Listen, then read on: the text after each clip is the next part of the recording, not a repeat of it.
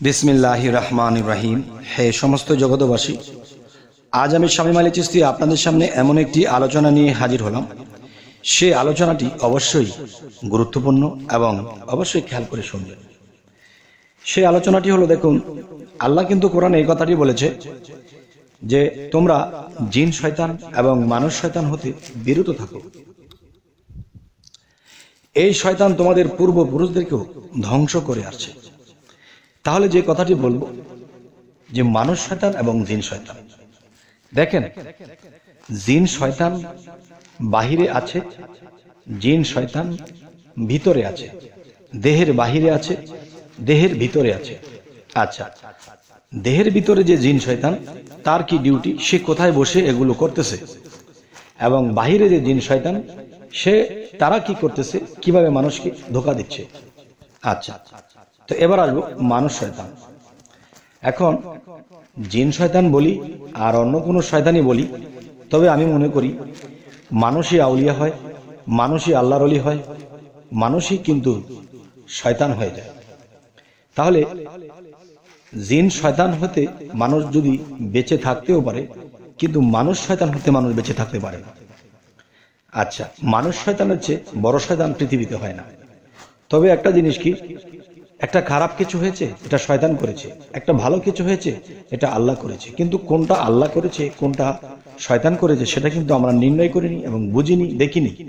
তারপরেও কিন্তু আমরা এই কথাটি বলে থাকি, যেহেতু ভালোটা হয়েছে, এটা আল্লাহ করেছে। দেখেন, কখনো কখনো শয়তান ভালোটা করে পরে খারাপের দিকে রওনা দেয়।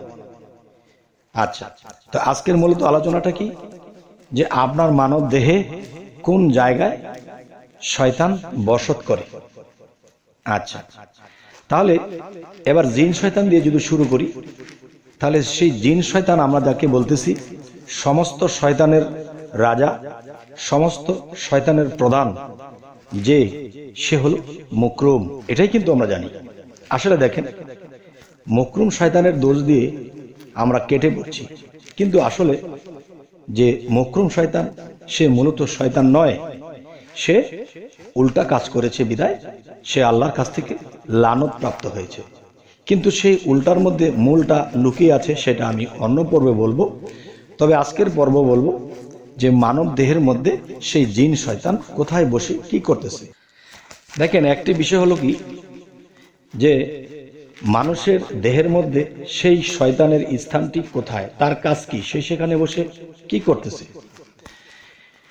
সেই শয়তানের স্থানটি আপনার মানব দেহে যেখানে আছে, সেটা আমি অবশ্যই বলছি। আগে আমি একটু কথা বলে নিই। মানুষের দেহের মধ্যে 6টা রিপু আছে। এই 6টা রিপু কি কি এবং সেই 6টা রিপুর নাম কি? প্রথম হলো কাম, ক্রোধ, দ্বিতীয়, তৃতীয় লোভ, চতুর্থ মোহ। তো এরকম ভাবে কাম, ক্রোধ, লোভ, মোহ, মায়া, মৎসর্য। আচ্ছা, তাহলে এই 6টা রিপুর মধ্যে মাস্টার কে? আরো 5টারে কে ঘুরাইতেছে? এই 5টাকে ঘুরাইতেছে কাম রিপু। সেই কাম রিপু, সেই কামের উত্তেজনা মানুষের কোথায় হয়? সেই নাফসের মধ্যে হয়। আর সেই নাফসের মধ্যেই কিন্তু সেই শয়তানের বসত। এই জন্য কিন্তু সকল শয়তানের লিডার বা প্রধান যিনি, তিনি হলো নাফসের গোড়ায় বসে আছে। সেখানে বসে দেখবেন, একটা শিশুর কিন্তু কাম উত্তেজনা নেই, তার কিন্তু ওরকম বাড়ি গাড়ি করবে সেরকম স্বপ্ন তার নেই। কারণ সে চকলেট পেলেই খুশি, তাকে যা দেয় তাই খুশি। অত কান্নাকাটি করে আমাকে একটা চিপস দিলে হবে না, আমাকে চকলেট 5টা দিতে হবে, 5টা চিপস দিতে হবে, তাহলে বাচ্চাটা খুশি। এটাই তার কাছে অনেক বড় পাওয়া। তার মানে কি, সে ভালো মন্দ এবং বেশি কম বোঝার মতো ওরকম বড় কোনো জ্ঞান হয়নি যে আমি একটা বাড়ি করব, আমি একটা মিল ফ্যাক্টরি করব, আমি একটা ব্যাংক ব্যালেন্স করব। এরকম স্বপ্ন তার মধ্যে নেই। কেন নেই? এ কারণেই নেই, তার যৌবন এখনো আসেনি। আর একটা মানুষের যখন যৌবন আসে, তখন তার মধ্যে কি কাম আসে। আর সেই কাম যখন তার মধ্যে আসে, তার চেহারা, তার ভঙ্গি, তার কথা, সমস্ত কিছু চেঞ্জ হয়ে যায়। ছোটবেলা অনেক দুষ্টামি করে, তখন বড় হলে কিন্তু দুষ্টামি করে না। তখন কিন্তু তার কামের পাশাপাশি তার জ্ঞান এসে যায়, ভালো মন্দ বোঝার, তফাৎ করার জ্ঞান এসে যায়। তখন তাকে চিপস দিলে আর সে সন্তুষ্ট নয়, তাকে বাড়ি লিখে দিতে হবে, তাকে গাড়ি লিখে দিতে হবে, তাকে সুন্দর নারী দিতে হবে। এটা বোঝার জ্ঞান তার হয়ে গেছে।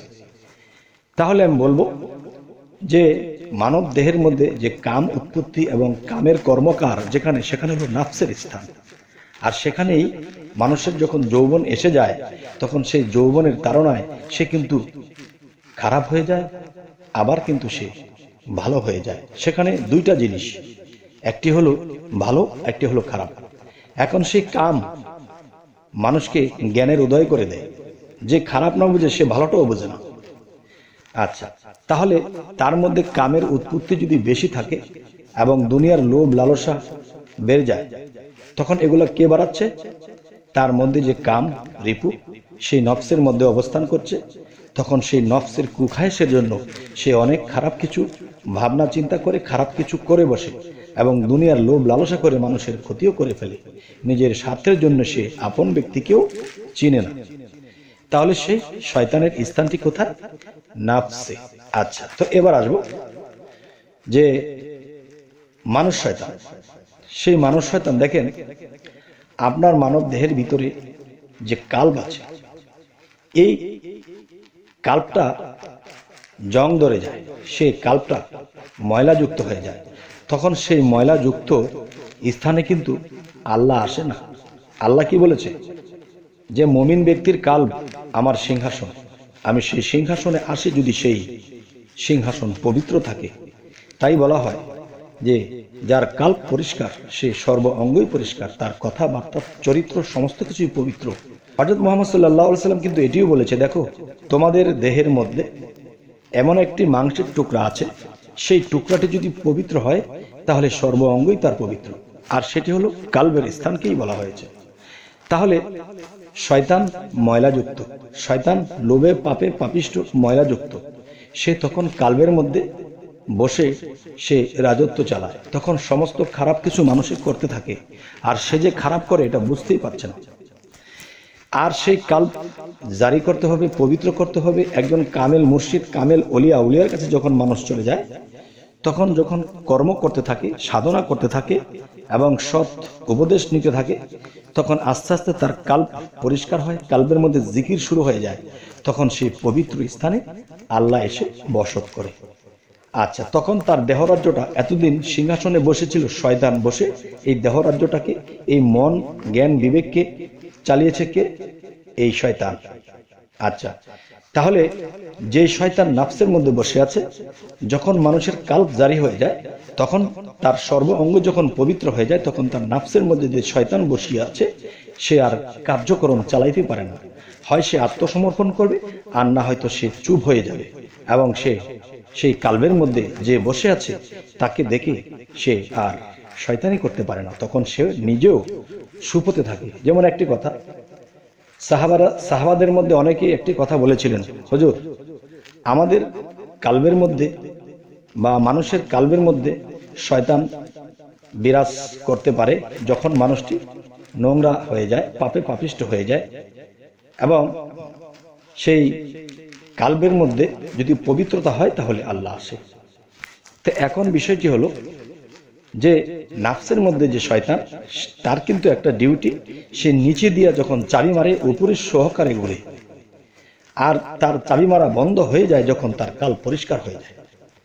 তাই কোনো অলি আউলিয়ার কাছে যাইয়া এই বিষয়ে তার সাধনা নিতে হয়, এবং সেই অলি আউলিয়া যখন তাকে সাজেশন দেবে যে তুমি এইভাবে কর্ম, এই সাধন, এই বিষয়গুলো করো, তাহলে তোমার কাল্ব যখন পরিষ্কার হয়ে যাবে, পবিত্র হয়ে যাবে, তখন তোমার নাফস আর অপবিত্র থাকবে না। তখন সেখানে শয়তান তার ডিউটি চালাতে পারবে না, কারণ শয়তানের কালার কি?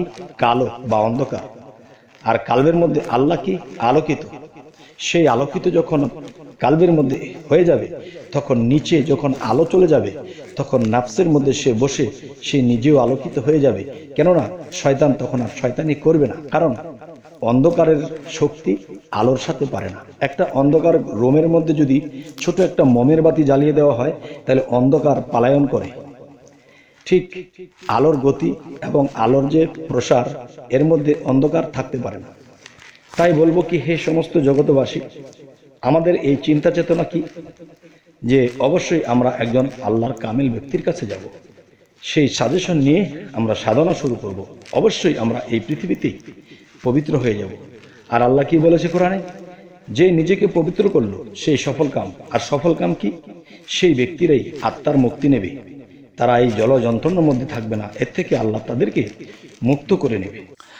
তবে হে সমস্ত জগতবাসী, আজকের এই আলোচনা কেন করলাম? দেখেন, মানুষ যখন নামাজে দাঁড়ায় বা আল্লাহর ধ্যানে বসে, তখন কিন্তু সেই মানুষটি ধ্যানে ডুবতে পারে না, নামাজে ডুবতে পারে না। কেন? তার মধ্যে যে শয়তান আছে, সে এক মানুষ শয়তান, সে জীবাত্মাকে নিয়ে সে নিজেই, এবং তার নাফসের মধ্যে যে শয়তান বসে আছে কাম শক্তি নিয়ে, তখন কাম যখন নিচে দিয়ে নাড়া দেয়, তো উপর দিয়ে সে খারাপ করে বসে। তাই বলা হয়েছে যে পবিত্র মানুষের কাছে অবশ্যই যাও এবং তোমরা নিজেকে পবিত্র করে নাও, তাহলে তোমরা আমার কাছ থেকে দুনিয়াতে গিয়েছিলে, আবার আমার কাছে তোমরা ফিরে আসবে। সুবহানাল্লাহ। তবে হে সমস্ত জগতবাসী, অবশ্যই আমাদেরকে জানাবেন কমেন্ট করে যে আজকের এই আলোচনা আমি কি বোঝাতে চাইলাম, এবং অবশ্যই আপনারা এটাও জানাবেন যে সামনে কি ধরনের আলোচনা চাইছেন। যদি বলেন হ্যাঁ আমরা এই ধরনের আলোচনা চাই, তো অবশ্যই আমরা দেওয়ার চেষ্টা করব। তবে আমাদের চ্যানেলটি যদি আপনাদের ভালো লাগে তো অবশ্যই সাবস্ক্রাইব করে নেবেন। যদি ফেসবুক হয় অবশ্যই এটাকে ফলো রাখবেন, যাতে পরবর্তী ভিডিওগুলো আপনাদের কাছে পৌঁছে যায়। তো সকলেই ভালো থাকবেন। আল্লাহ হাফিজ।